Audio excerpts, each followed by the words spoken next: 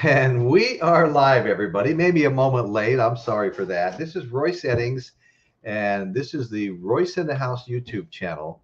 And this is the live podcast. This is kind of our flagship show, the live podcast. Hello, Kate. Hi. Let me say hi to Kate real quick. Kate just showed up in the chat. Good to see you, Kate. Daddy Boggs is here.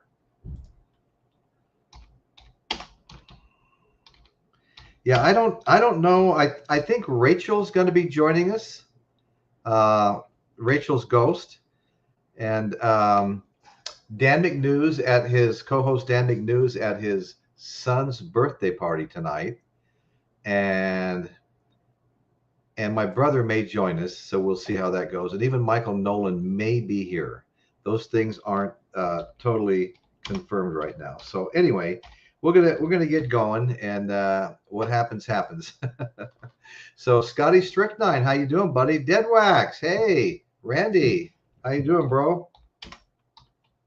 All right, so tonight we're going to be talking about a couple of iconic New York nightclubs, famous, that made, a lot of bands got their start there, and we're talking about CBGB, which stands for Country, Bluegrass, and Blues, and cafewha.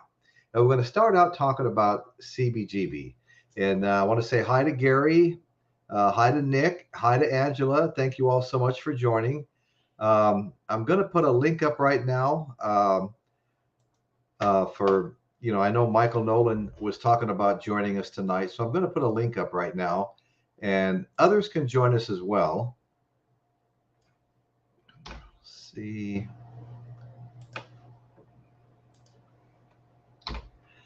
Okay. All right.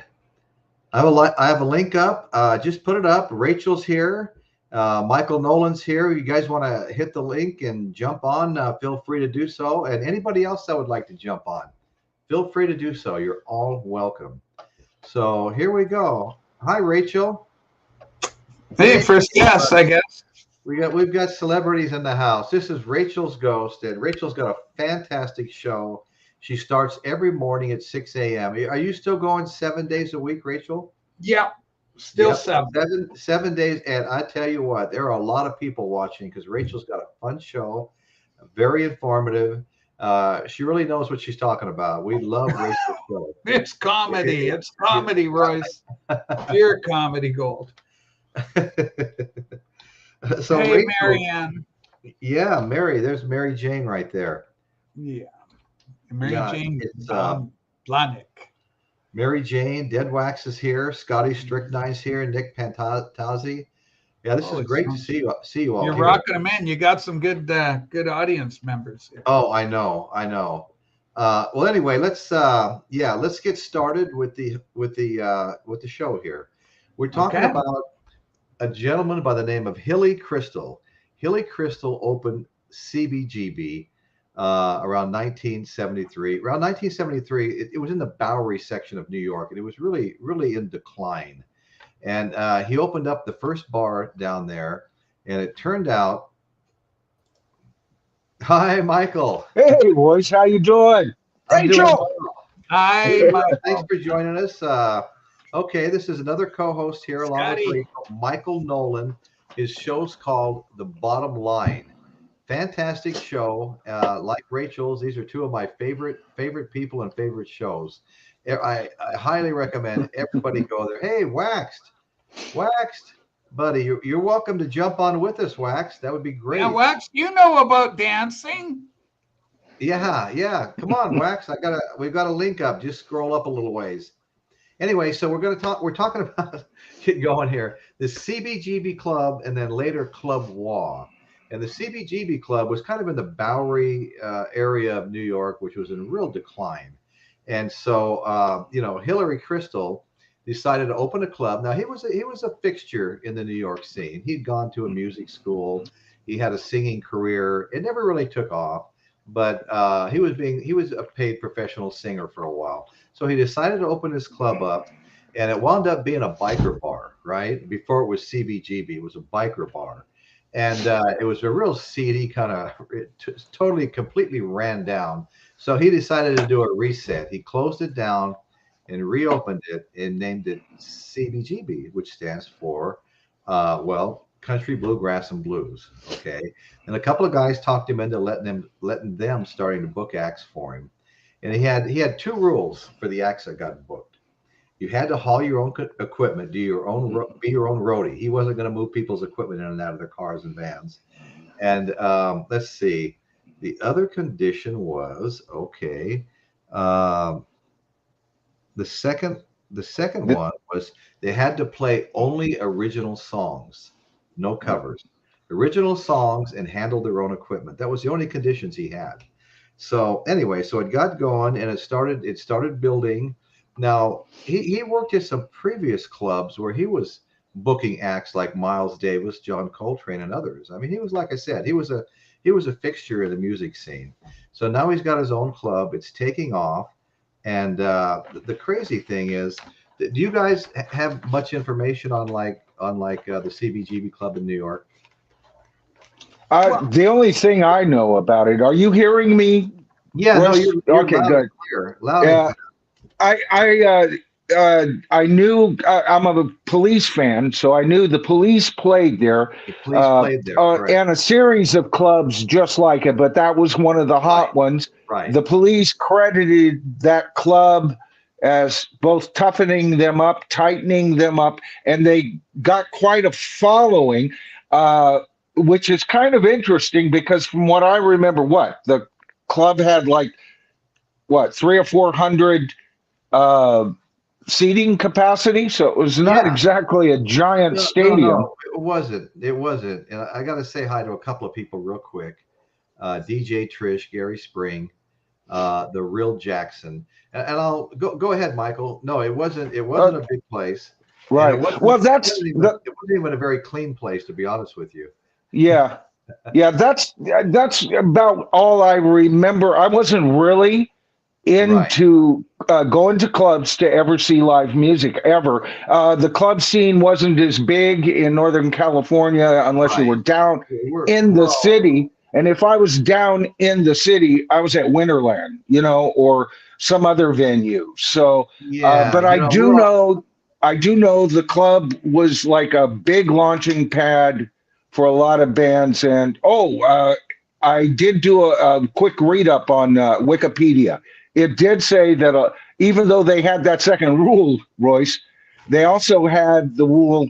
They were allowed to break that rule, I should say. Excuse me. Okay. And the bigger the act, they could do one or two cover songs as long as the cover song was done, in a way that hadn't been done before and stuff. Okay. But for the most, they had to be an original band, which I like that. I like that too. And we're West Coast folks. To me, I don't remember too much about the CBGB club when it was in its prime, but I do remember it later became a brand, and it was a popular brand. You can buy the shirt. Yeah. Here's a picture of the club.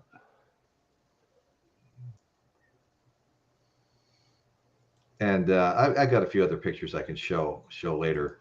But so anyway, it quickly started to take off in popularity, and it became a talent incubator. And this was like pre-punk, pre some of the other little subgenres that came along there for a while. The Ramones were one of the first, maybe the first punk band to play there, and they got up and did their like 10-song set in something like 17 minutes.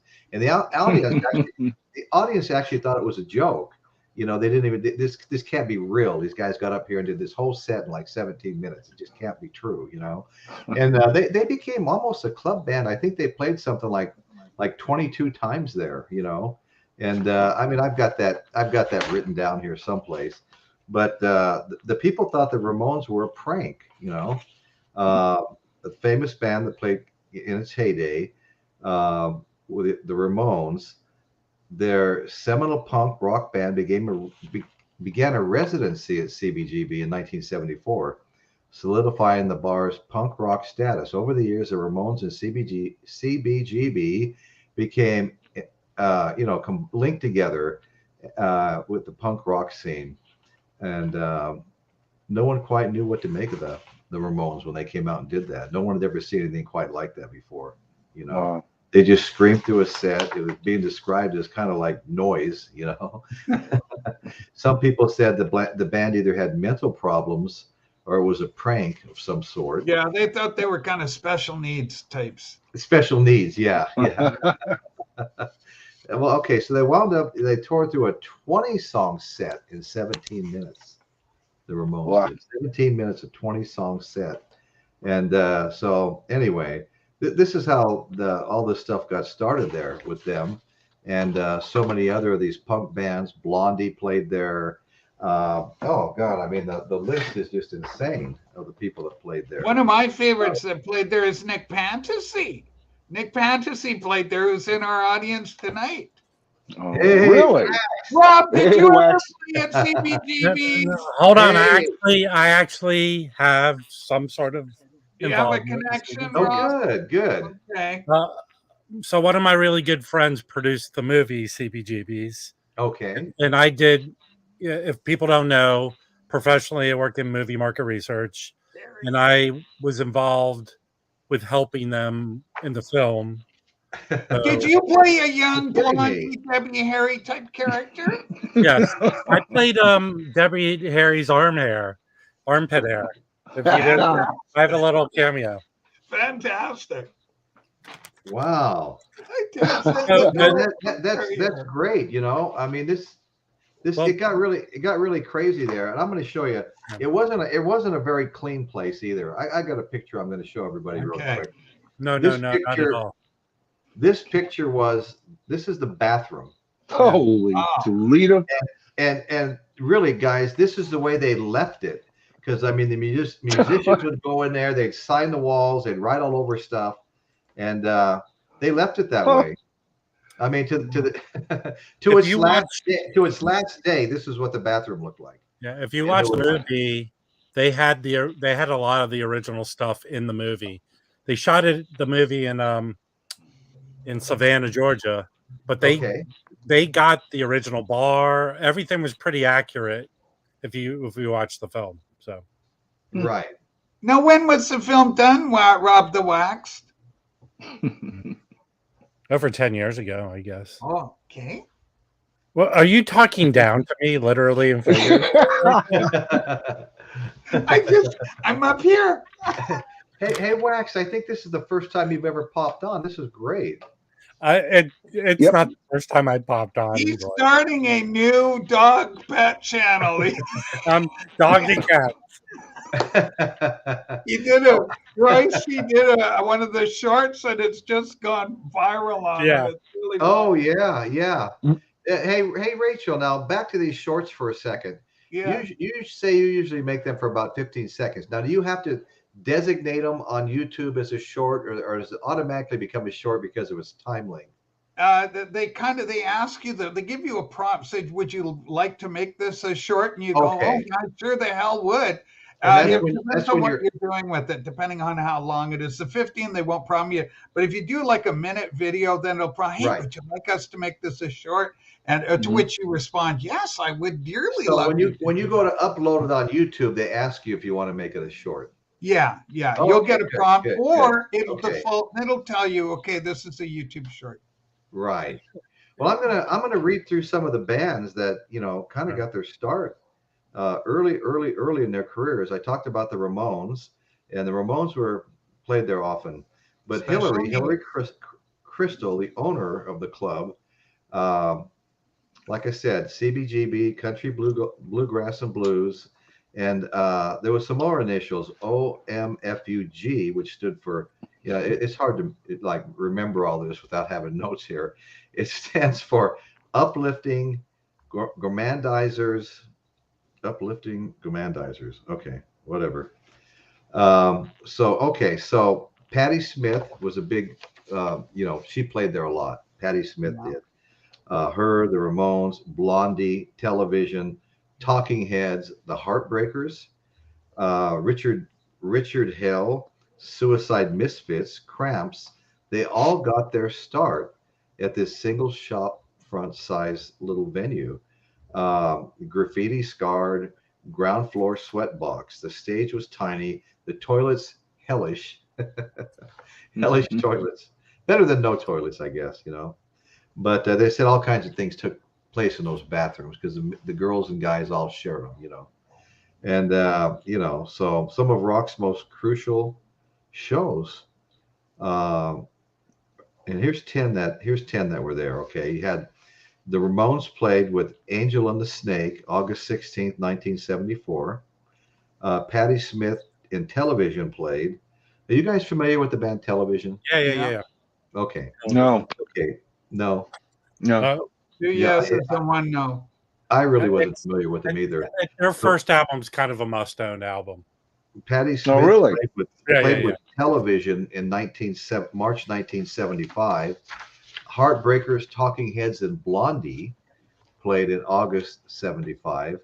Yeah, Blondie, she was something. Damn Dead Boys played April 77. They were pioneering UK punk missionaries, what they're calling them. The Damned Outsides. Okay, let's see. Misfits played April 77. Frankfurter and the Hot Dogs played January 78. The Police, Michael. The Police played October 78. Okay. Yep.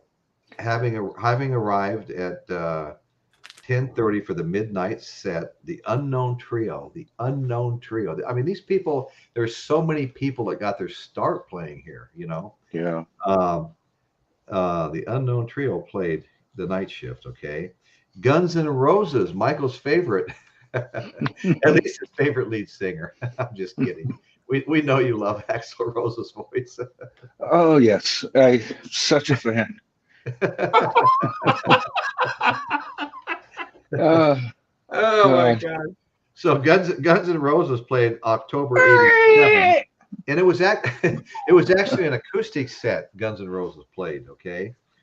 And this was 3 months after Appetite for Destruction had come out, but before it actually broke big. Okay. Patti Smith Group played again October 2006. Okay. There weren't many public restrooms that get immortalized in museums. Well, you might not be shocked to learn that the Bryce, I'm very concerned right now that Daddy Bug is going to hurt Rob the Wax. Oh my God. Rob the Wax. Daddy Bog, did they let you out of your restraint? Here doesn't see my comment, but the Bitter End was a club also in the village that had many musicians play there. Okay, okay, awesome. Yes. Okay, let's see what else are we missing here. Well, you know, we've been joined by Eddie's Physical Media. Thank you, Eddie. We love Eddie's show. Plays fantastic music, always cutting edge stuff. And okay, let's just get caught up here. Right, one thing about they only served chili there. Only served chili. Seriously. No, I know.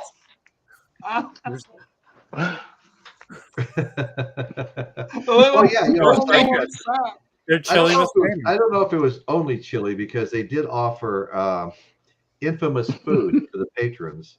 When you think of CDBG, you think of legendary music, a specific time in New York City, and a neighborhood that was legendarily rowdy and dilapidated.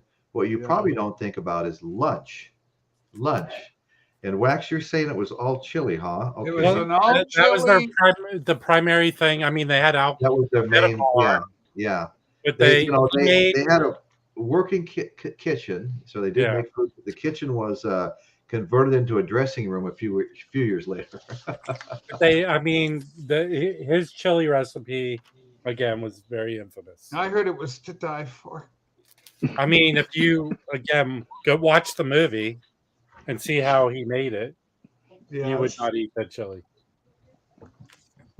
Okay, I would like to see that. Yeah, Gary Springs here, Caitlin. Okay, we got our buddy from the R&B show here, Michael. The police. Hey, Bruce. Looms large. Royce Bruce is very knowledgeable in all this stuff, man. Hey, I'm gonna coax him up, man. Coax the brother up. No, I'm going to. Bruce. Yeah, I'd love to commune with Bruce. Rob, we're going to have a communion. A communion.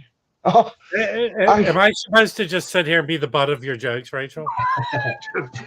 Hey, well, hey, Bruce. Hard to break, Rob. Bruce from the R&B show. I just put a link up. Why don't you join us, brother? Yeah, yeah. We've got some new people here. Malaya. We've got the Music Sanctuary. We've got 10 Cent. Good to see 10 Cent here too. And yeah, R&B show. Join us, buddy. Okay, so back to CBGB. Okay. According to the New York Times, the bathroom was used freely, like I said earlier, by both genders who used it for both its intended purposes and for other purposes. Yeah, sex, drugs, and rock and roll. What that might have been. Sometimes illicit or illegal activities. Aside from its general griminess, guy from the Talking Heads once described the bathroom as legendarily nasty. Can you have illicit without illegal? I don't know. What's this? I don't know if you can really separate those. It's not only illicit activity, but illegal. That's weird. Right. Wow, that's too much. Okay, let's see. What do we have here? Okay, CBGB. Let's see. We have that already. Okay, wonderful. Rob, are you reading your notes to learn more about CBGBs? Yeah. No, I'm reading the script you just sent me to respond to your horrible comments towards me. Where you and I are doing great. You know, we're like an old married couple at this point. Yes, you are. Yeah. I'm soliciting lawyers right now, Rachel. So anyway, you know, all these great bands played there. I mean, I was never a big punk fan. I don't know if I'm offending anybody saying that. No. But I have to be honest with you. I think I listened to 5 or 6 Ramones songs on YouTube, and I'm not sure I could even finish any of them, to be perfectly honest with you. I just never got into them. I have heard a little. I am changing a little bit in that regard. Breakfast Kings of Loyola has joined us. Good to see you, buddy. That's okay. Paul. He's good. Yeah. So Well, you know the old punk joke, Royce, is why did the punk rocker cross the road? No, I haven't heard that. Because he had a chicken stapled to his face. Well, Michael, you're being very nice. The way I heard it is he had a part of his body attached to the I cleaned it up. This is a family show for the love Rachel told me this was PG. Yeah. I know. Well, we've got this all-star cast here. So, but none of us really have ever been to the CBGB club. And Nick I don't know if anybody here. Nick Fantasy. It's our buddy, Nick Fantasy. He's lived there. And also John Bip Bop Boom. I wish John was here because he's been there. Oh, okay. Wow. That would have been great. Yeah, they played there. I mean, with instruments and everything. Okay. With instruments. Okay. Yeah. Okay. I wonder if they ever met Debbie Harry. Well, that would have been now that's a punk band I can watch. Okay. But I believe Lou Reed played there. I mean, a lot of non-punk bands played there. Yes. Yeah. No. Yeah, that's right. Punk, new wave. A lot of people played there. Yeah. Talking Heads. You mentioned Talking Heads. They were all there. Yeah. Well, you know, at the end of the day, the club did close because of a dispute over the rent, and the rent was jacked up insanely. You know what replaced it, Royce? What's that? A Gap. It turned into a Gap store. No, you're kidding me. Turned into a Gap. But I mean, the rent just went through the stratosphere. Well, not compared to everything else, but compared to when he started, and he wasn't paying the full rent for a long time. Well, he wasn't very good with the books. If you know, he wasn't. He did wind up a millionaire, and the reason for that was his wife financed the club, and it was in her name, and because he'd had some problems with money over the past, so she kept everything in her name. When he talked her into transferring it back to his name, he wound up selling it for $3.7 million, and then he wound up in court with his wife. You know, well, they also like the naming rights and the logo. I mean, that T-shirt makes millions of dollars a year. Yeah, exactly. So, yeah. Yeah. Now, I've got a question.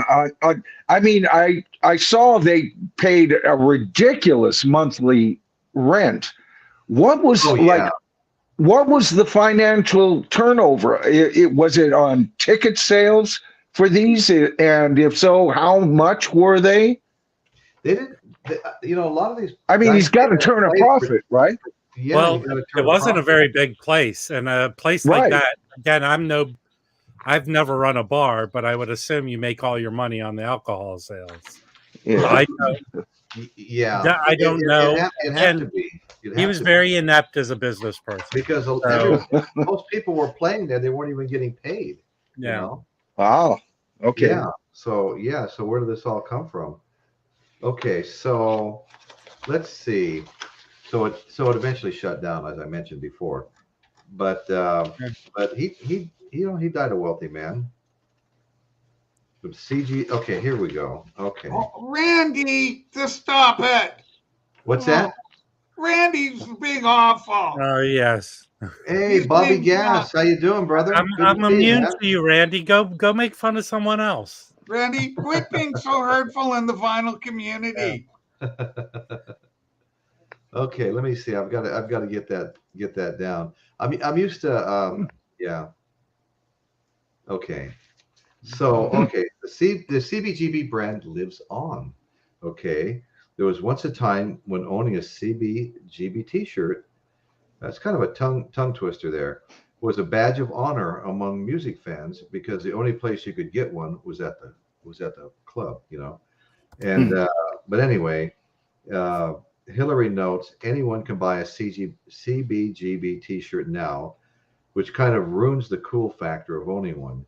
You can buy it in a clothing at Walmart. You can buy a CBGB t-shirt. Yeah, because they've. I can see where that would kind of affect the brand a little bit, but so the whole operation was Hillary Crystal's wife, in Hillary Crystal's wife's name, and so he went by his nickname was Hilly. He liked to be called Hilly. Yeah, Hilly. Mm-hmm. Hilly. He had a number of bankruptcies in the past, so she kept it in her name. But he did get her to sign it over, and he did sell it, and he made real money on it. He was worth like $3 million at the end. Yeah, Hilly was a real manipulative guy, But okay, so that's kind of that story, and I don't know what's going on there at that location now. You said it was a. I don't think it's a Gap anymore, but at one time it turned into. Initially, it was, and then it flipped over again. Probably. Yeah. Yeah, let's and the one somebody was saying Abbey Road or Savile Row in London, the Apple on Savile Row, number 3 Savile Row, Abercrombie and Fitch. Abercrombie. Okay. Yeah, it was an Abercrombie and Fitch show. Well, okay, let's move on to cafewha.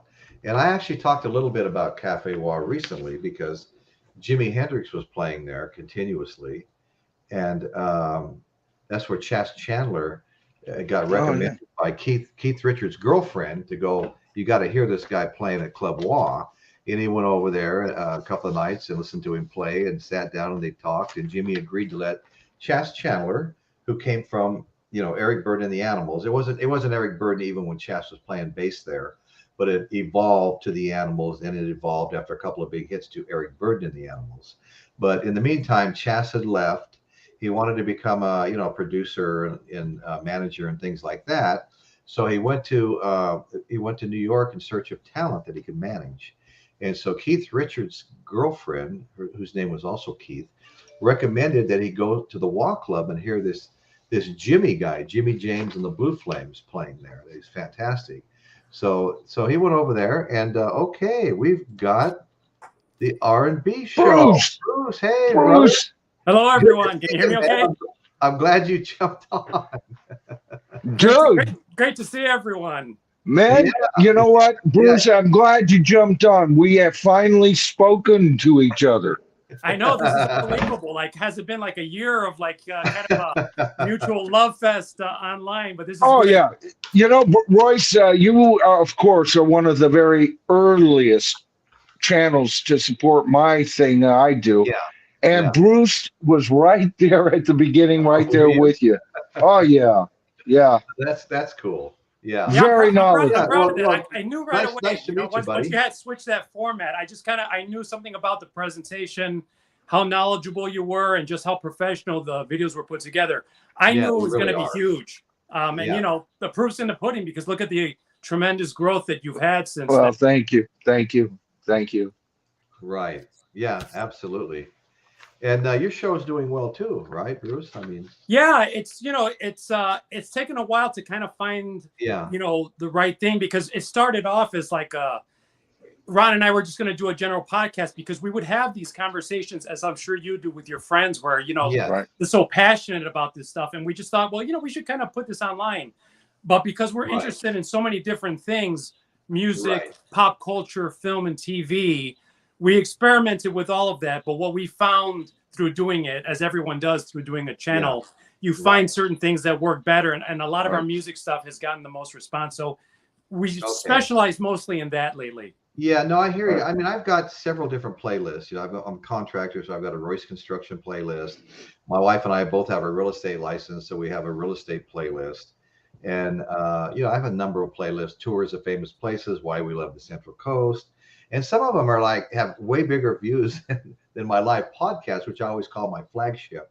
But we're getting better at it. I started out, I came off another show, and I started just unboxing albums. I'd pick a different, either genre or band. I'd open 4 or 5 Elton John. I opened 6 or 7 of his albums. I did one on soul. I opened up, all my favorite soul artists, and ended with a surprise, which was Paul Stanley's Soul Station, his own soul band. And so I was just doing things like that. It was all filmed on my phone, then uploaded. There was no StreamYard or anything like that. And some of the film was really poor, But I started doing that, and I said, you know what, maybe I need to go live. And so I tried that, and it's just kind of evolved. But it really hasn't it's evolved, but it hasn't exploded. Let me put it that way. We're still. I'm in that same boat, so I hear you. Yeah. Yeah, but I'll tell you, Royce, Bruce, when especially when he does his solo things, I like both of them. When Ron and Bruce do their things, I'm a fan of both of them. But what's interesting, when Bruce takes on, it becomes a more focused, and man, the guy does his research. Your whole supposition on would we ever hear from Pink Floyd? And if so, what guys and everything? The whole video flowed. Great train of thought. Wonderful stuff, man. Really good stuff. Yeah. Thank you so much.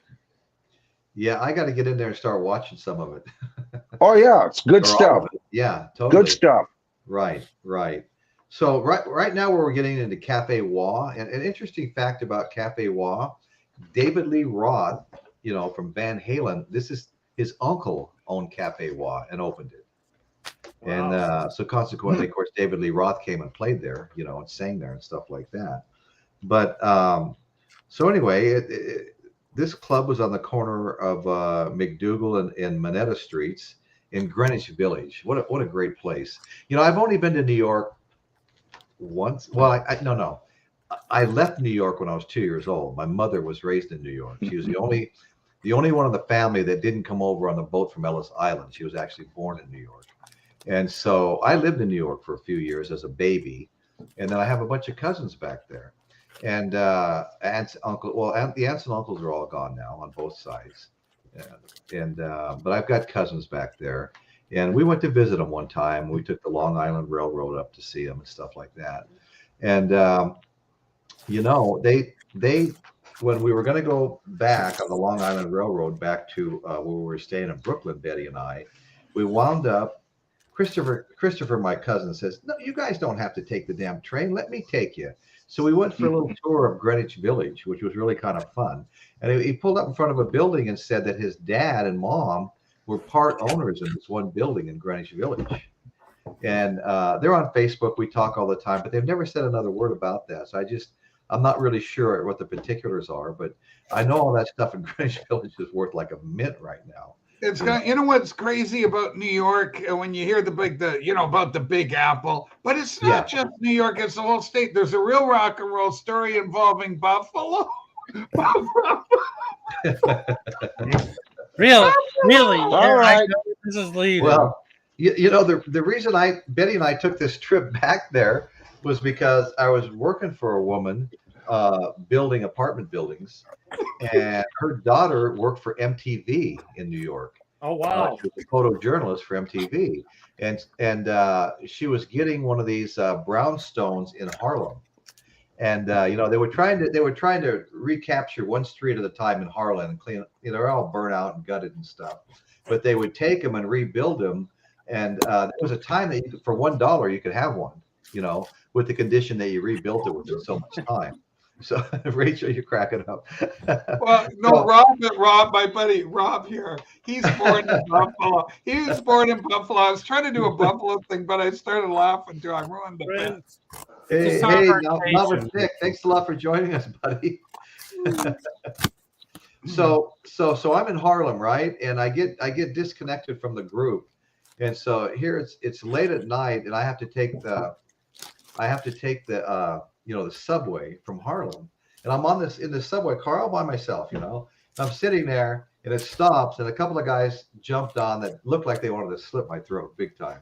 I mean, they were really thug looking, and not only were they thug looking, they sat right across from me, and they kept grabbing the arms of their seats and like lurching towards me, like if I was going to be intimidated, you know. And so it was really weird. It's like, how am I going to handle this? Run screaming like a little girl or what? So anyway, this was around the time that guy had shot some people in the subway. That was really well publicized, and he wound up letting me get arrested. Bernie Getz. So I looked at these guys after they kept kind of lurching towards me, and we're the only ones in this whole car. I looked at them, I smiled, and I leaned back, and in my jacket pocket, I was pointing my finger at them. You know, and they looked down and it looked like I had a gun, and it was fresh in everybody's mind what had just happened, you know, because it was big news, you know? And they looked at each other, and when the doors opened, they both got out and left. Right, Royce, did you just describe the plot to Death Wish? I wouldn't be here today. I couldn't think of another thing to do but bluff. And then Royce tied him to the railroad tracks. Oh my God! Sorry, Rachel. I'll behave. No, it's okay. Don't worry. You know, Roy, something good happened to you, because when I got on the subway, a homeless guy urinated in his pants in front of me.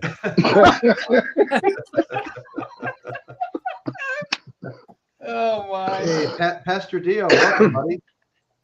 You know, I want to thank everybody that's watching right now. I just want to say to everybody, you know, the show has been growing. We've been gaining subscribers on a weekly basis. But I do notice when I look at my analyticals, I have a lot of people that come back week after week and that must not be subscribed because, or either that or they don't come into the chat, you know.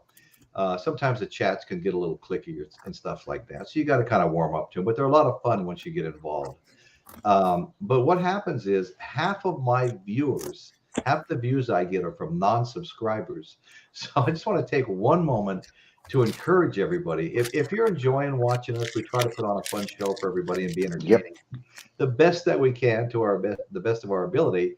Please go ahead and hit that subscribe button. It doesn't cost anything, doesn't cost a dime. And then hit the notification bell so you'll be sure to be notified when the next show's coming on. Yeah. We would really appreciate that. And if you guys don't mind, hit that like, the thumbs up button. It actually lets the YouTube algorithm know that people are enjoying the show. And then when people are searching YouTube for content, it gives us a better opportunity to be recommended to people that have never seen the show before. So and thumbs ups count too. The YouTube algorithm reads thumbs ups. You know, you could get, say, 200 views and you're used to 500 views per week, whatever it is, that is your average. But that 200 view video gets 200 thumbs up or 179 thumbs up. That triggers the algorithm, brother. So absolutely. Okay, cafewha, like what without a T, right? It was started by David Lee Roth's uncle. Yeah, David Lee Roth from Van Halen, his uncle. What? Right. Okay.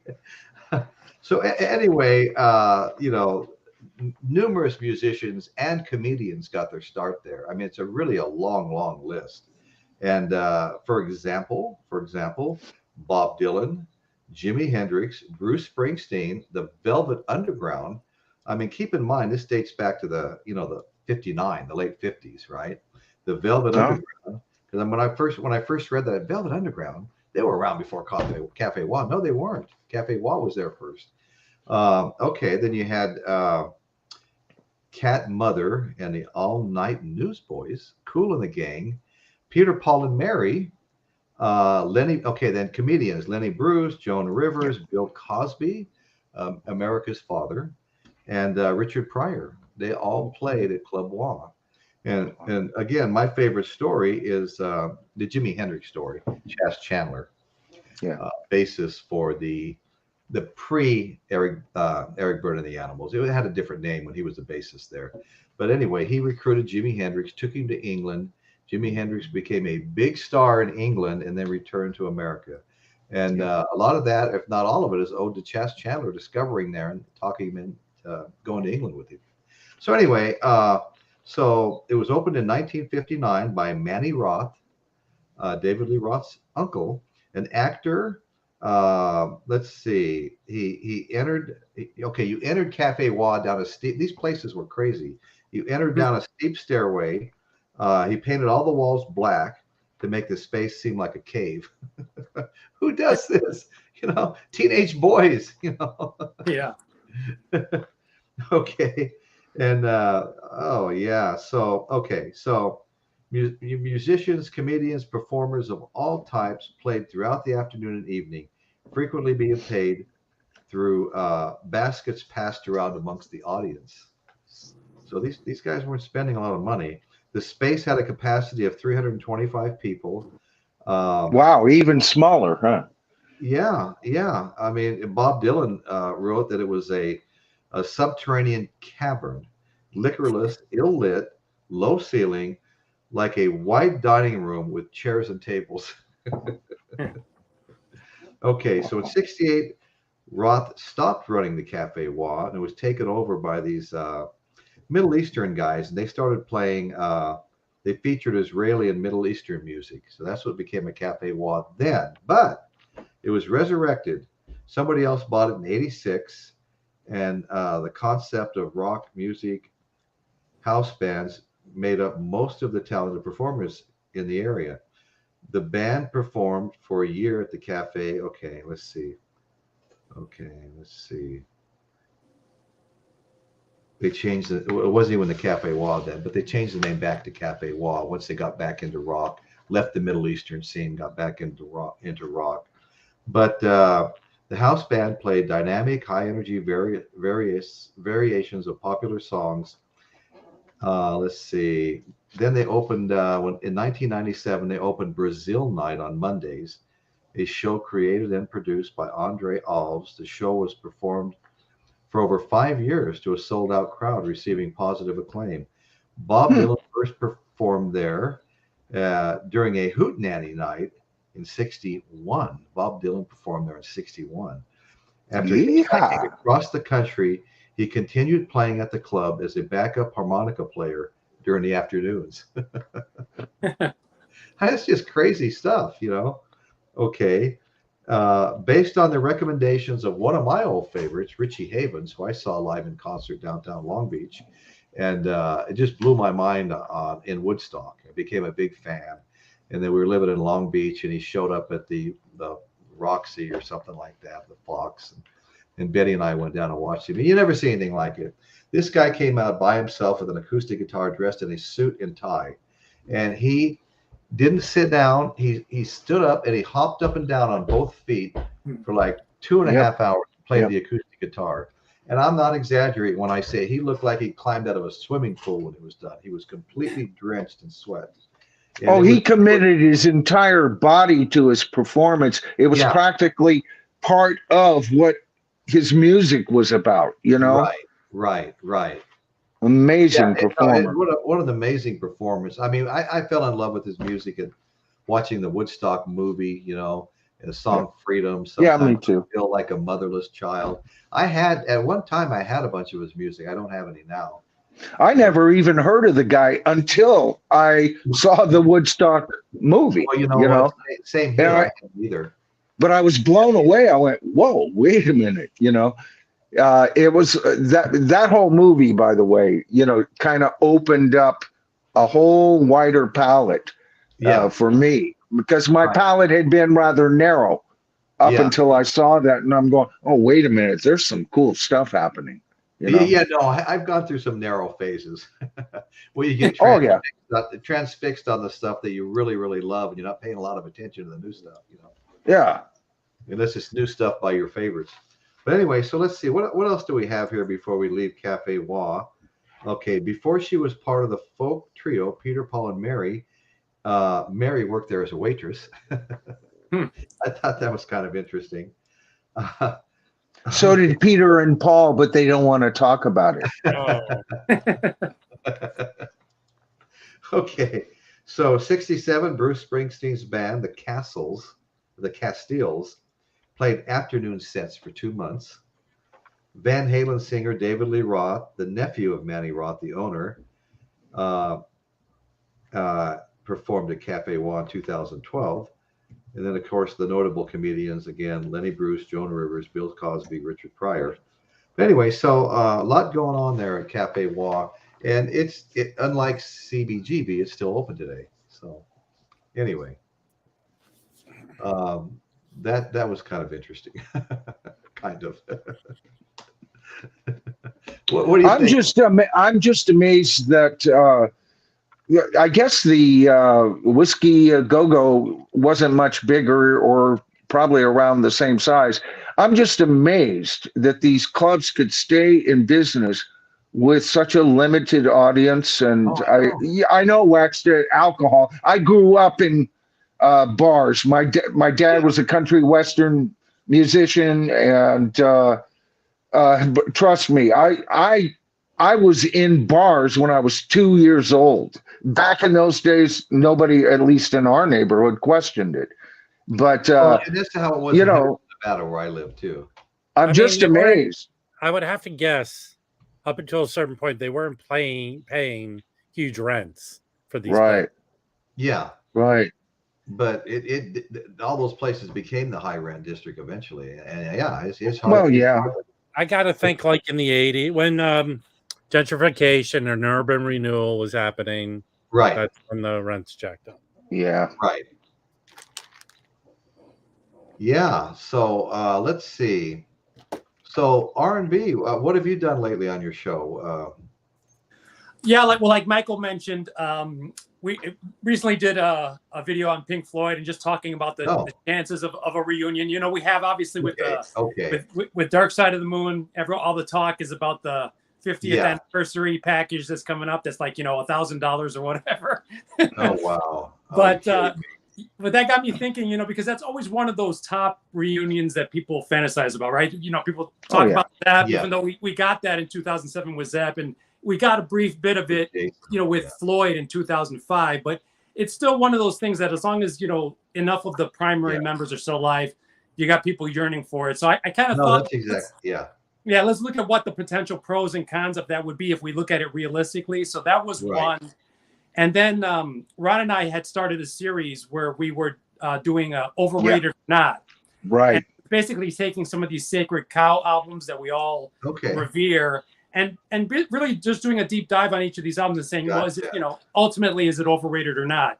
And we did Sgt. Pepper, we did The Wall, we did Tommy, we did Tommy. Yeah. So we've done several of those. So that would probably be an ongoing series as well. Yeah. I'm looking forward to the continuation of that, because you guys really do cover them really well. And you know what? I don't always agree with the assessments, but you guys are always well thought out. You know, even if we come to, Bruce and I don't disagree too often. I'd say our musical sensibilities are pretty well aligned. But when we do disagree, or I like this album better than him, I can always say, man, the man's done his homework and his argument makes sense. You know, it's just, I believe this, he believes that, but yeah, he covers the bases, Royce. He really does. We don't always agree either, as well. No, that's true. That's true. Yeah, that's what makes it interesting, though, right? It's like, you know, because it's like you kind of learn from a lot of these channels, and that's what I think has been the most fun thing about doing these videos is the community, because you really start getting into other people's stuff, and through them, you see what the other points of references are. And you know, I think you were talking earlier about like having that narrow bandwidth at first, and that's really how your tastes start to grow and evolve is through kind of getting you know all this stuff. And then it makes you reassess. You'll hear someone else's opinion on it and be like, well, let me go back and revisit that and look at it from there. Well, I was going to say, it was like today on Rachel's stream.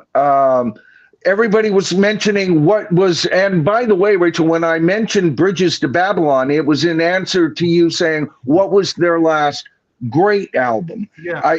It's not my favorite album. It seemed like it got translated there. But Rachel and I didn't agree with that, but I know Rachel does her research, and we agree so much that it's just a matter of, you know, nobody's going to agree all the time. That's impossible. No way. You know. Yeah, let's give a quick shout out. Oh no, go ahead. I'm sorry.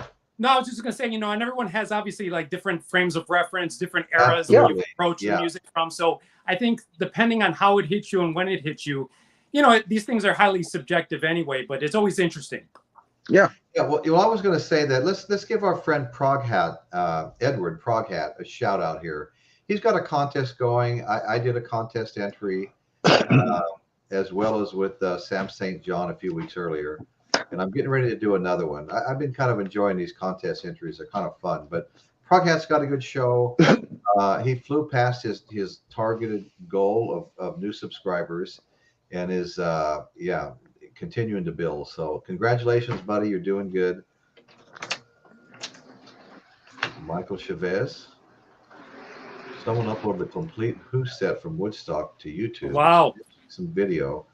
Most noticeably, Pete kicks Abby Hoffman. Abby Hoffman. Boy, that's a name from the past. Yeah. The Counterculture, led by Abby Hoffman. and so many others. Yeah, Pete didn't like him coming on stage, so yeah, that's Sorry I left, guys. Somebody turned the thermostat down, man. I'm sitting here freezing. I thought either that or get a coat. Yeah, no, I've got a heater. I've got a heater blowing behind me here. Yeah, our furnace broke. We've got an electric heater behind me in here.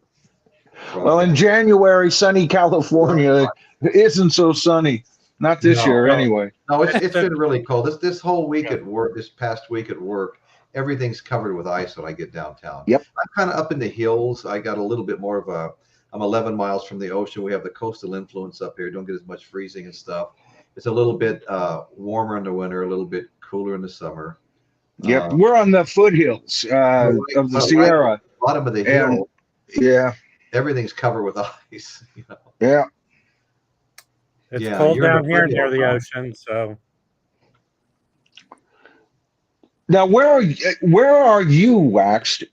I'm in Santa Monica. I'm right near the ocean. Okay, that's Muscle Beach. I'm a mile away from the ocean. Then Muscle Beach. I'm at Muscle Beach. I do. I to get outside, I have to do 10 push-ups. So. And Bruce, where are you from? I've never asked you. Well, you know, we were talking about New York earlier. So I was born in New York, but I've been a lifelong Chicagoan. So that's kind of where I'm currently situated. And I kind of wondered. Yeah. So not too bad, actually. You know what? I mean, for typically considering January in Chicago is usually pretty bad, but it's actually been okay. It's been more in that 30 degrees as opposed to like sub-zero temps. So, you know, we'll take it all day long for January. Oh, yeah. Hey, look, my younger brother, Richie Eddings, who also has a podcast, Richie Eddings, the Jesus Movement, says we all look so cute. Well, that's because Rachel's up. She's making us all look good. That's right. That's right. Well, thanks, Richie. So anyway, so Wax, Michael was asking, so what have you been doing? You know, this and that, the other thing. For professionally, I teach and I do market research stuff, but you know. Oh, okay. Yeah. What do you teach? Market research, entertainment business, stuff like that. Okay. Okay. I teach how to make chili. I have a great recipe. Here we go. Here we go. My wife has a great recipe too. Yeah, when you come down to LA, you can pay me. I'll take you on a tour of all the rock and roll bathrooms here. They're quite fascinating. Will you take me up into Laurel Canyon? It's not hard to get around there. Yeah. Rob dated an elderly Yvonne DiCarlo for a period of time. It's quite a story. That was Tina Louise, Rachel. That was Tina Louise, not Yvonne DiCarlo. Wow, no kidding. There's no business like show business. So, Wax, you're a dog owner now, Wax? Yes. No, not really. Well, tell them about it. Tell them what happened. No, okay. A great person to know. I think he's a member of the VC, right, Rachel? Is Jim from Record Collector. He sure is. He is one of our people. And several of us, and maybe Michael Nolan should write something for it. But I went on a trip with him where he was hitting up all the record stores who were his clients, and we went down to San Diego, which is, if you want to go on a drive trip and visit record stores up and down the Southern California coast, I recommend it. We went into a store, a high-end audio store, and they had a little one of those RCA dogs there. So I made a little video and posted it as one of my shorts. Okay, so and I did it. Where Daddy Boggs is coming. I did it like 3 hours ago, and it's sort of, for me, gone viral. So. Yeah, it went big time. Yeah. Wow. Wow. Okay. Well, I might be on a little bit more next week. My wife's leaving town. You know, Royce, Rachel's picking up tons of subs. She was saying she's owing it to those shorts that she does. Those shorts. And she does like, you know what? Her and Sue do this whole thing. They decorate the album that they're art projects. Oh yeah, man. And each one so far, I mean, they look totally different. I mean, they do it all high gloss, and she's picking up 10s and 20s of subs a day. You know, it seems like 10 a day. I'm averaging about 10 a day. Wow, 10 a day. That's amazing. Yeah. Yep. I've seen that happening with people, not so much on the subs, but with the views. I've seen people getting thousands of views that don't get any, don't get 100 views. And, right. But the biggest one I did was Elvis Presley, a box set I bought. I put on a little display round table, put orange paper down, yellow paper in behind it, filmed it going around for 15 seconds, and it's got 8,000 some odd views right now. Okay, well, let me ask you. Okay, now you had Elvis music playing. You had Elvis music playing while you were doing it. Yeah, see how Royce's ears have picked up, Rachel? Yeah, he's interested now. You're allowed. We've got a lot of friends. Some of them are even in the chat that play music from beginning to end of their shows, and they're fun to go to and listen to some of this great music. But every time I go to some little dive place and film some local guy doing a cover, I get a claim. Not a strike, but a copyright claim. Yeah, right. And so I actually wound up getting rid of a bunch of those at one point, and some of them I just cut the parts out. Well, it's like, how do these guys get away with just doing show after show after show? Well, they get the copyright claim. I don't think it's such a bad thing. It's just that the monetization goes to the copyright owner. But your video exists for people to enjoy and associate with you. So I wouldn't be. But what? Okay, is there a fine line between a copyright claim and a copyright strike? Oh, yeah, probably the fine line is the Beatles and the Who and Led Zeppelin. If you pretty much play anything else, I think you might be okay. Yeah, and just to add to what Rob's saying, the only danger is you got to watch out for some retroactive pin striper, with the tie, some suit, and say you get some obscure artist and you've got a claim on it, but you're not worried about it. Then 5 years later, it's been sitting on your channel for a long time. Suddenly, somebody buys this musical property. Say, hey, money is changed hands, the handshakes are made. And the new owner goes, oh, this is my content. What? That guy's using my stuff. I'm striking that person. And then as the owner, they have the right to do it. And then you're kind of hooped. So generally what I like to do is if there's any claims, I drop I don't keep them. You're allowed three strikes. 3 strikes. Claims are allowed, but you're playing a little bit. Patrick, the vinyl archivist, did get a strike, but after a period of months, it was dropped from his record. Pardon the pun. Oh, really? Jimi Hendrix was the. They're very protective of their catalog of Jimmy the late. Now, who was this again, Rachel? That got the vinyl archivist got a strike. Okay, and so he got the strike, and months later they took it off. They took it off months. What did he have to do to get it removed? Do you know? You keep your nose clean. No more strikes. Yeah. Oh, and then they'll drop it after a period? After a while, for good behavior, then the strike's gone. But he had to make chili for the needy. He had to serve chili to He did his community service for a period of time. Rob's absolutely right. But yeah. You know, I mean, it's such a... I believe the best way to go through this, but I mean, Michael's a different story, is just to learn your way through it. That's how I feel. Okay. You know? Well, I know I've heard other people say that they had a copyright claim, and the worst thing that happened is some people they had to split whatever they might have got out of some commercials or something. Yeah, it's not even splitting. The company gets all the money. You don't get nothing for it. Well, you know what happened to me is they grabbed one of my big recent videos, and they half demonetized it. Why does because something, in other words, now the only people who can watch it with commercials and all, all of that, they have to be guaranteed to be of age, and not everybody's there. So I lost a lot of views because of that. It was already past 100,000 views. So and right then they grabbed me, and I tried to, I did a response, no explanation as to what was inappropriate in it. Yeah.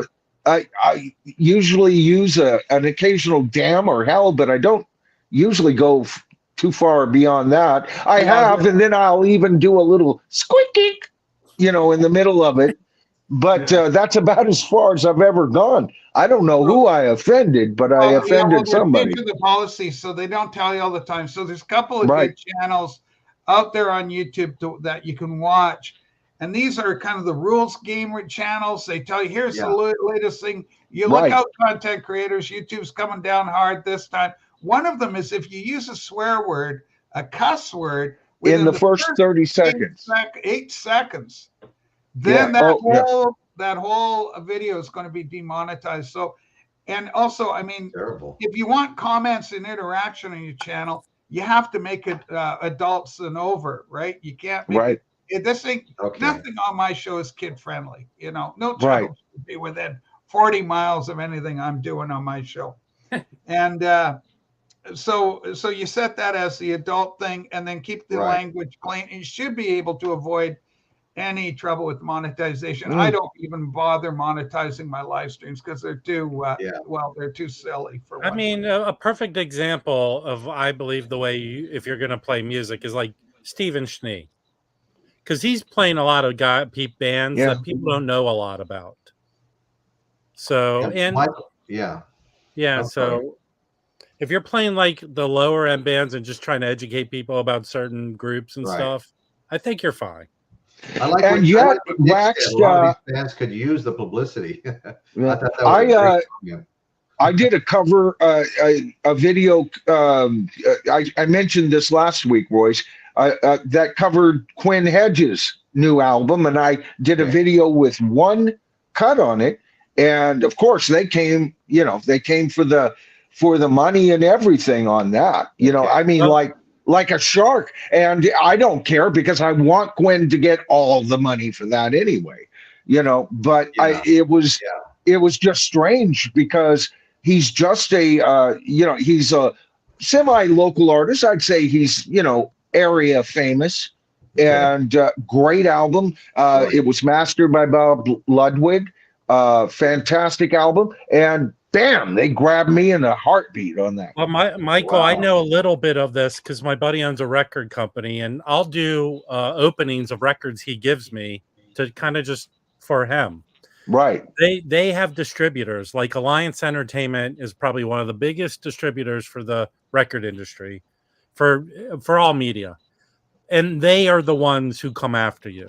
So my buddy will reach out to his rep, but it's such a convoluted, big, giant machine company that even if you're the guy you were profiling, just if they even have their little mitts on it distributing the product, it goes through their whole infrastructure, and they're the ones who strike you and take them on. And you're right, Wax, absolutely right. I was just amazed of, I guess the point was for me is I was amazed of how fast such a relatively small artist compared to say the Beatles, you know, was snagged on. I mean, that's how sophisticated this tracking system is these days.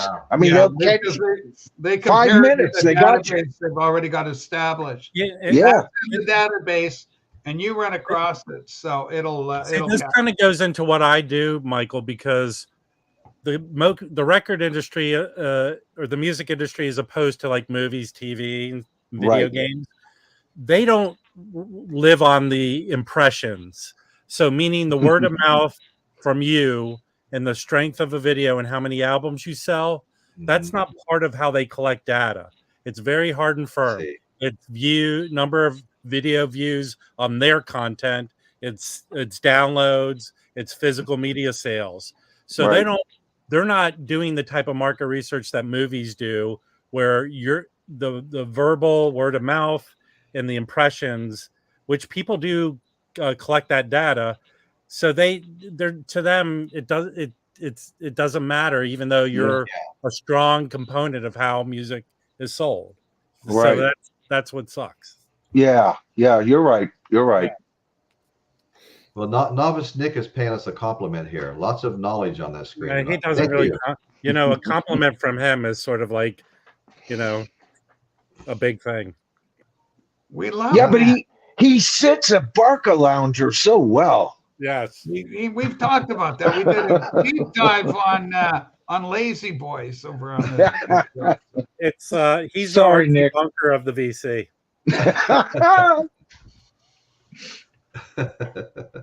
Yeah, Nick was on last week with us, Rachel. That was cool. Yeah. Great guy. Yes, he is. Yeah. Got Groovy Lisa on here with us. Prog Hat still hanging out. Appreciate that. Yeah. There's a lot. I've made a lot of new friends lately. I'm really appreciative of that. And that was great, you coming on with your crew last week, Rachel. Yeah, I'm always happy to help out. Yeah, that was awesome. I really appreciate I've got to probably sign up for one of her tutorials myself down the line. I tell you, you know what? Rachel has started more live streams in the last 2 or 3 months than anybody I know. I mean, you know, daily, right? I mean, I'm in there daily, so I do 7 days a week. Start at 6 a.m., go for 3 hours, and boom, boom, boom. The live streams don't bring subs in. They do a little bit now. Well, here's the thing, Michael. I've got this theory about escape velocity for channel growth, and there comes a point when your channel gets, because it's larger, starting to get a nucleus around you, more and more mass is there. And it seems to attract more. At what point for your channel, because you're what, 20, 21, 22, 23, you're in somewhere around there. I'm 23, 5 or 6. I haven't looked at it today. It was about ready to go to 6. So this is already happening within a year, right? Or at a year. Yeah. It started. My first video was October 28th to 2021. So about that's a year and 4 months So now I haven't even been on for a year and a half. Yeah. But from October until this time, and it's interesting because I've experienced a slowdown in views, and I did last year at this time. So I'm wondering if this is a time of year that slowed down. My analytics tell me my audience is, you know how you get the bright periods and then the second bright periods in the analytic, and those have thinned out a bit. And I seem to remember that last year. But around February, here's the power of one subscriber. I swear to God. Helene Spalding. Helene Spalding is one of my early subscribers. When she joined, I this time last year, Rachel, I had 400 subscribers. Okay. Yeah. And I was happy with that growth. Are you kidding me? 4 months? You know, that was great. But she shared my video with Wayne over on Soul Train Bro. And then he just grabbed the whole video. He played it. He did this big send up. And how many subs did he have when he sent it? He was in the 20,000s. He was like 30 times my size, and that's the power of one loyal subscriber. All right. Yeah. Helene Spalding connecting. I guess what you just said is hey Wayne. And he always answers. I try to always answer my videos. Yeah. It's getting harder and harder. But I always spend 2 to 4 hours a day answering the comments, because that's part of what my channel's about too. Yeah, you build the tribe. Yeah, and so that takes a lot of time out of my thing. But here's the deal. Once he did that, right around that time, I had actually, because this time last year, I had maybe 3 rock videos. The rest were tutorials on how to edit, how to light. The nature of the channel changed overnight. And so by the time I just started getting better, I won't say good, but better in my presentations. If I can just stop this, I swear to God, I talk with my hands and I know it's distracting. And so sometimes I'm doing videos and it's like, I feel like I need to sit on my hands because it's your hand movements are really good. Oh no, Larry. Larry Stud Muffin did me a total. Can I say something? Hey, Helene Spalding, do you mind sharing a dog video? No, but I'm serious. And it can happen that fast. But if that initial run, he got me up. I remember him saying, by the time he got from January to like March, I had gotten up to 700. So my growth was solid. All right. But then he did that and I was at 1,500 within a week. Then I started really upping the videos and everything. And a couple of other things happened. It's a long story, but that's when it took off, is right at that time, and it's Wayne, the guy didn't have to do that. And he really put a lot of effort and a lot of time into shouting me out. I think that there comes a point, there's a number where and I'm starting to approach that number where you're hitting escape velocity, because the channel starts, it does happen. People come in and they go, oh, there's 27. Now I'm at 2,800 people. Or like, I just gained 4. I haven't even done a short today. And I want to do one after. So when I conclude this, I'm actually going to quickly go do one, upload it, just because I do them like that. And every time I do one, I boom, boom, boom. And by the time the videos settle in there for 5 hours, I've got 10 subs on average. This is what it's doing. Yeah, but don't, Michael, I understand what kickstarted you, but don't sell yourself short, because in my business, the content is secondary. It's the person delivering it is what people come back and watch. Well, thank you, Wax. I appreciate that. I really do. That's so true. But the one thing is I'm serious. The one thing to keep doing is, here's what I've done. Here's the biggest advice you can do: make every video better. Whether it was move the camera back because you didn't like the framing, or work on the color correction. I color correct my videos. I put in 6 to 12 hours editing, and they still look like dog boop. But, you know, I'm not happy at all of where I am.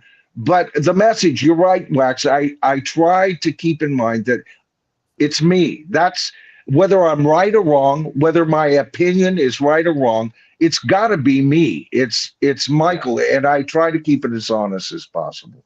You know, I mean, I probably talk a hell of a lot more colorful in real life, as my wife would attest, than I do on my videos. So I tone it down.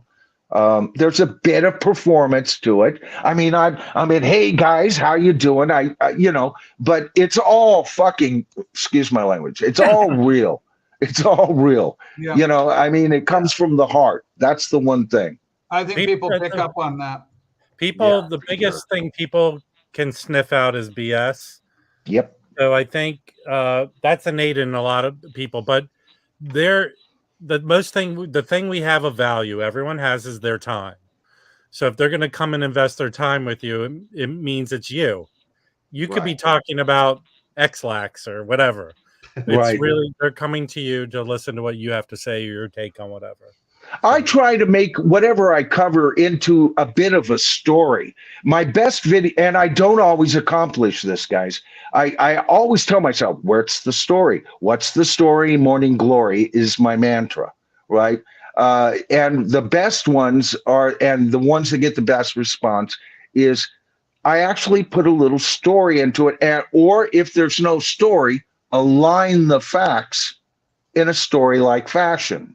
You know, chop up your notes into chapters or blocks, and then just let those go. And then, you know, anything you can do, small little things, better lighting, whatever, you know, it keeps you interested. It keeps you, it becomes almost, see, I'm not writing songs right now in my life. I'm not playing in a band, but I love doing this channel. This is like me writing a group of songs to get onto a CD we plan to record. I want to put into the channel what I put into my music, you know, and the channel's been a hell of a lot more successful than I was ever at my music, to tell you the truth. But such is life. What do you do?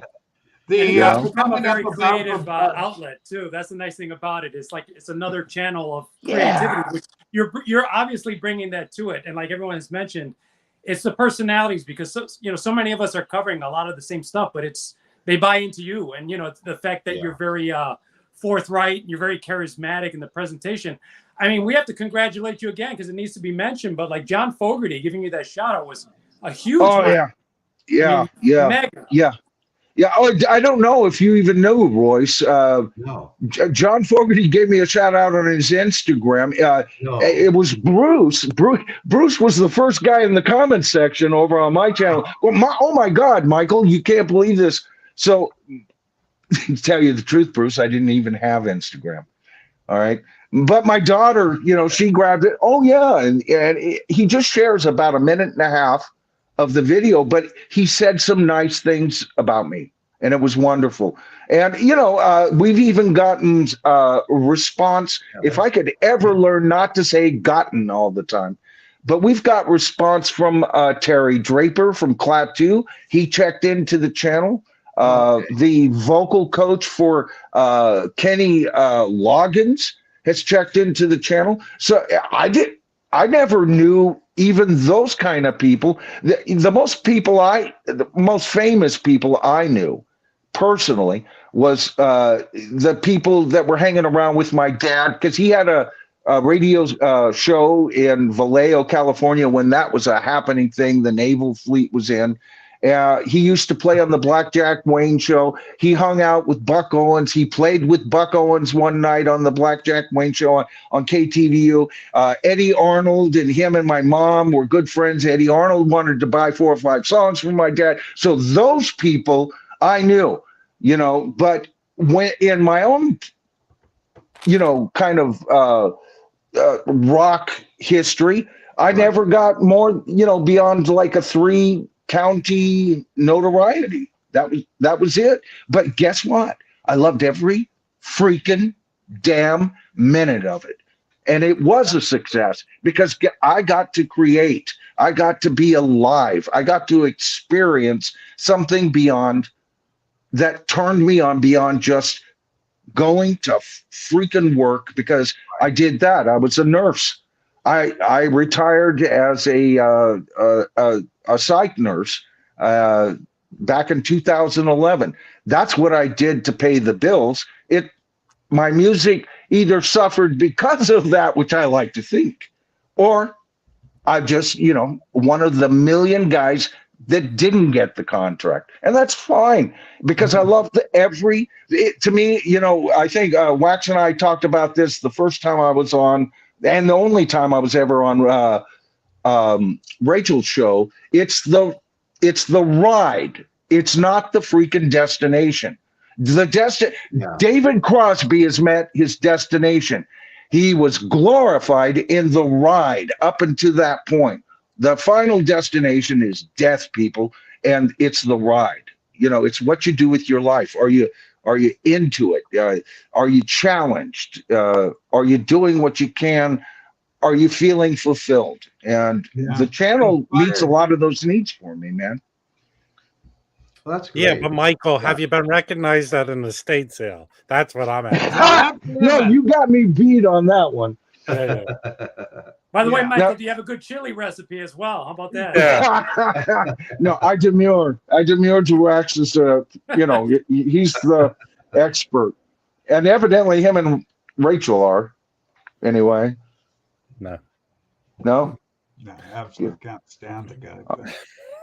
No, I love Rob. Hey, listen, Daddy Bug said the thing earlier. Actually, he said another thing that's very interesting. But prior to that, you were saying, well, it makes it hard to subscribe because, finding time and everything. It's not about subscribe. Just subscribe to help the people out. You go, oh, I subscribe. I don't know how often I'll ever be over at the R&B show, but it doesn't cost me anything to sub them up. So I go over while the show's on. I just went and subbed them up because it's going to help them. It's adding that escape velocity, my theory about channel size. You get to a certain point, and it's just there's so much mass there that you're just carried on the wings, and you can turn around and cough, and you go, "Oh, I got 10 subs." Oh, whoop! I think that happened for me about 1,500, Rachel, and I see a lot of channels that hit about 1,500. Then they started. That's when they start getting groups of 10s, and on a great video, maybe even a 50 or an occasional 100 subscribers in 1.5 days. That's what happens occasionally, and that's where you start taking off. I'm just approaching. So I'm right now there. I'm picking up faster than I've ever picked them up. You've been picking up really quickly the last month and a half. Jeez. Yeah. So anyway, so I'm thankful for it, and it's fun. I'm like I say, I don't do a lot of monetizing that way. My survival, kind of in terms of the financial thing, those frickin' donos, man. Yeah. People have been so kind to me, and it's just, I sit around and just because we try and entertain them daily, it becomes kind of part of everybody's coffee day. Yeah. And people are busy in the background, but it's like a talk show. So they can go around and they can be putting dishes away and you can hear this thing in the background. And there's a lot of humor that goes on there. And a lot of it is Rob that brings a lot of great humor to it in interaction with our crazy peanut gallery. I have no money. I get no money and I have no sub. It's crazy. Well, Rachel's picking up well over 200 viewers at a time, and it fluctuates. I mean, like she's got, once she gets to this, I mean, that's amazing to me. She gets 200 plus viewers, and then but you're seeing people leave and coming in all of the time, and she'll maintain that level throughout the whole 3 hours, people. 3 hours, she's able to maintain those kind of levels. She's doing incredible. The secret for me, Royce, because you're doing this as well, the real secret, and you're doing it right now by highlighting Caitlin and this sort of thing, it's the interflow of conversation, the activity on your screen with what's going in the audience, and that engagement It sends off a lot of dopamine hits in our friends out there in the peanut gallery. Oh, because we're conditioned this way from being brought up maybe to watch TV. And I make a joke of it. I say, but it's really, you have to look at yourself as some sort of minuscule celebrity, because people will make mock videos of you that my head's floating around on a whole bunch of bodies on a whole bunch of channels, right? People will talk about you, and your job is not to give a flying poop. Your job is damn right. Your job is to go, hey, this is what I saw done. If you're the president and people are mocking or doing stuff, you can't let that burn you. You've got a job to do. You stay the course and you build it, and the folks will come on and join on. Unless you really piss off Rachel. I've seen her go off, man. No, I go off. Yeah, but I do it right in the moment, and then it's over. You do. And then, I'm trying to think what famous person it is I was thinking about when you did that. You go like level 190,000% for about a minute and a half, and then you're back down to, well, it's Auntie Rachel here again. Anyway, with someone like some tea now that we've had this little blow up, because that's the deal. Because like yourself, Michael, maybe one of the things that resonates with me is I try to be honest. I wear my heart on my sleeve. You do. If I like you, you'll know I like you, and if I don't like you, I will let you know that I don't like you, and I'll tell you why I don't like you. It's not, I'm just some jerk with an attitude problem. Hey, I'll tell you, here is the behavior that you are exhibiting that is counterproductive to the nth degree, and this is why I find it problematic, and I'm going to tell you why exactly I find it problematic. And you should, you got to get into that kind of face. I'm going to split my screen to YouTube and hand some wrenches out. I've got some longtime people here that don't have a wrench yet, so you guys just go ahead. Okay, so we're going to police you up. We're sending deputies out into the crowd. Is what's. But you know what, Rachel? I think that's a couple of the way that you stay in contact when you run your live stream.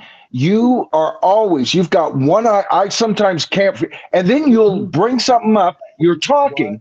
Like she'll be going, and of course, and then she'll make some pop culture joke under her breath, all within one sentence, looking at the screen, looks down, grabs a comment, it goes up on the screen, and she reads it like she had been practicing. One of the best live readers I've ever met, but she keeps all of this on top. The only thing I can do in my channel to even begin to mimic that is to answer my comments. But that, I think both things, answering comments and when you do live stream, keep on top of that stream, Yeah, it's relationship. So you want to establish a relationship and just be aware that you're dealing with people with various levels of emotional and health and lack thereof. And so you're going to be dealing with very needy people. You're going to be dealing with some dysfunctional people, some borderline personality disorder. You're going to be dealing, because that's the public, that's the world, and you got to be ready for that. A lot of people aren't ready for that as content creators. And the immediacy of the live stream format is what a lot of people like and what a lot of people do not like in any way, shape, or form. And I get comments, I read comments elsewhere. Oh, I saw that Rachel's ghost thing. That was the worst thing. I'll never go back to see that. That's totally fine, because I'm still getting 200 plus people in there, and this is with my channel. Yes. I mean, this is like how much of a percentage of the at people 6 in the freaking morning, you're getting 200 people in, Rachel. Holy crap! Yeah. I know. So, but you're right. You cannot get your feelings hurt, and that's you better tough it up, honey, because if you can't, you're in the wrong freaking business. And I'm just like anybody else. I do a video. You're only doing 40% of your average views, and my feelings, that's the first thing. People don't love me anymore. You got to wipe that stuff right on out of the brain space, man, and just make the next one better, Yeah, you just stay the course. And Jeff, thank you. I love that comment. He goes, because Royce is busy with wrenching folks, I'll just read this one. I watch Rachel every morning before dialysis.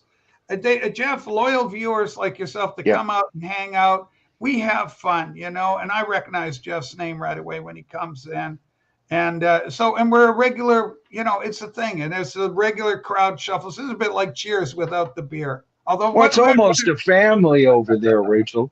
It's almost a family, you know, full of bickering siblings almost at times. It's funny, like Bob Bradley's got this great channel. Bob Bradley, everybody should be subscribed to Bob. Bob's Escape Velocity.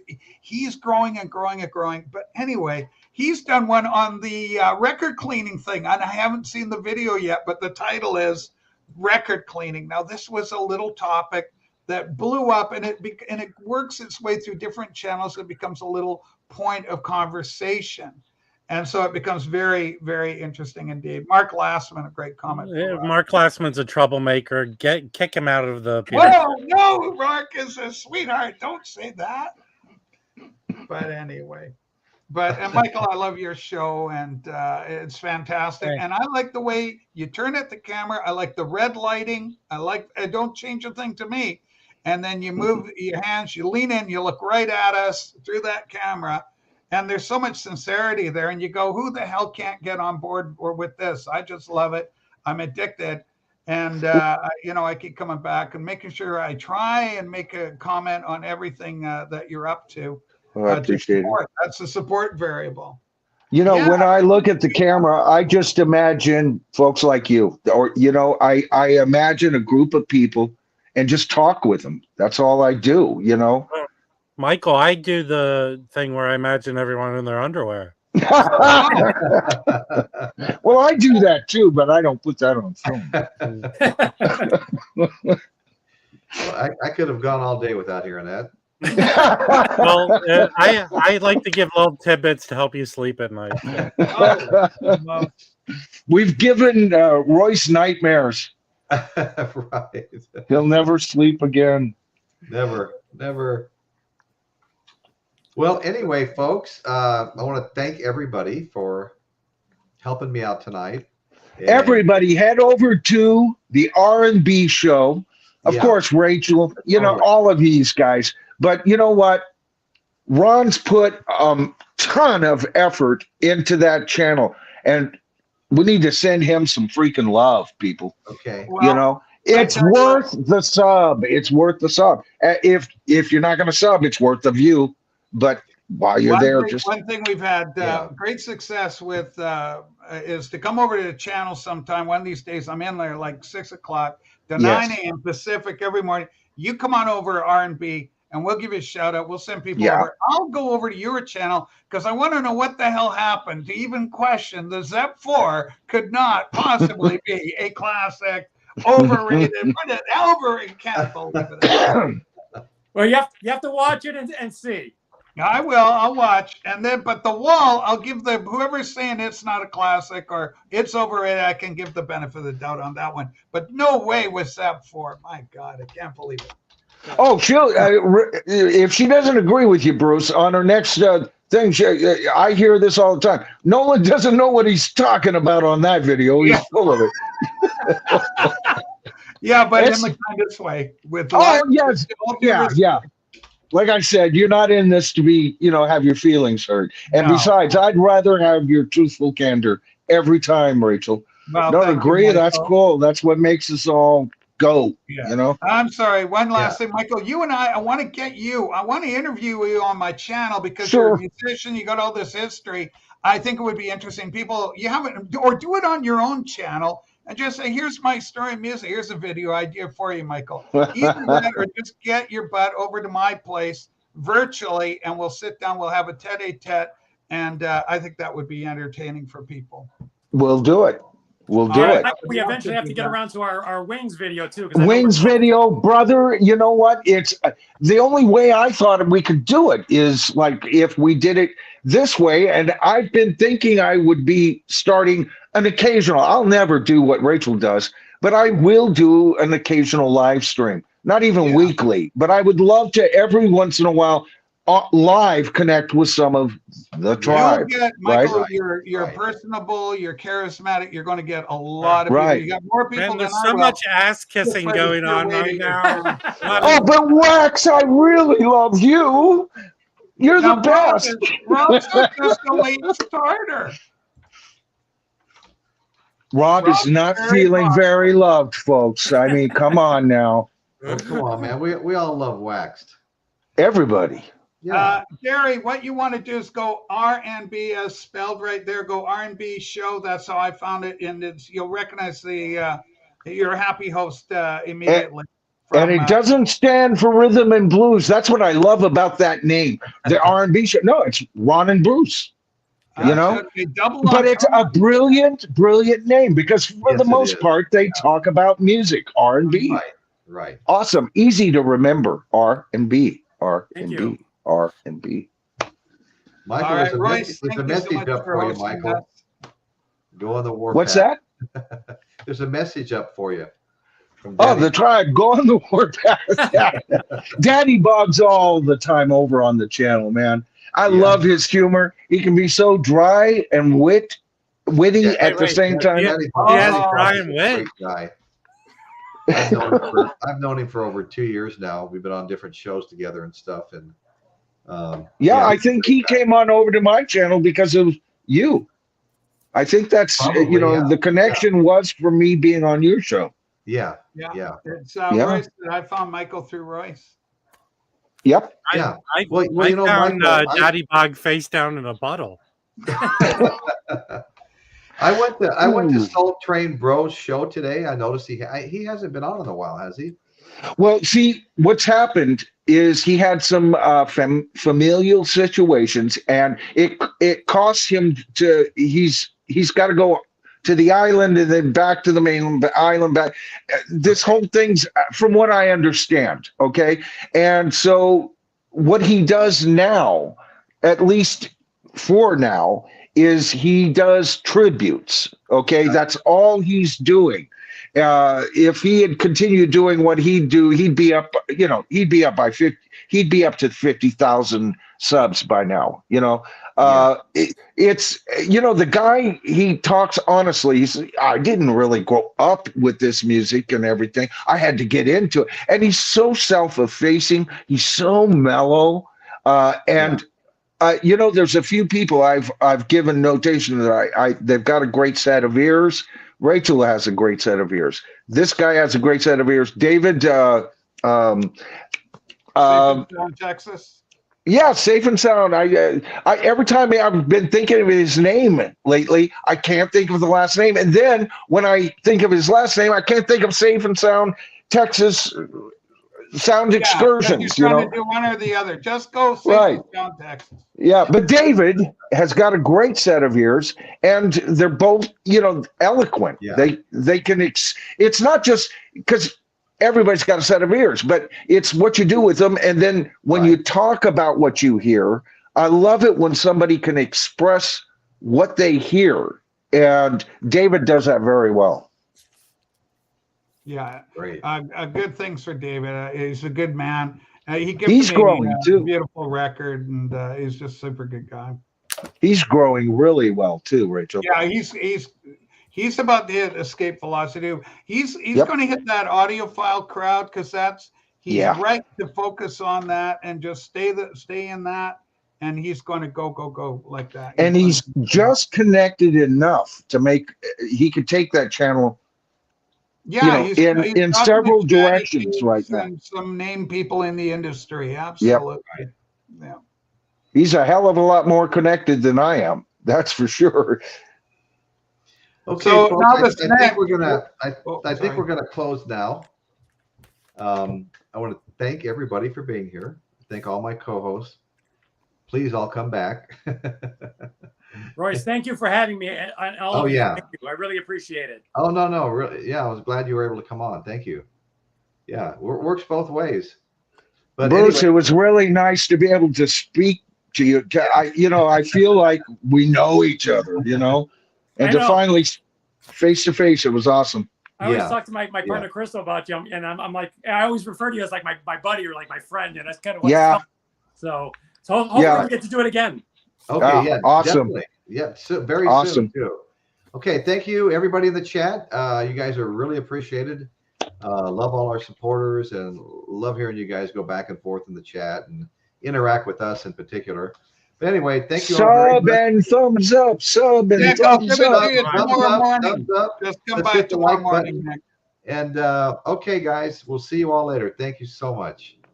You too. Good night. Good night. Good night, everybody.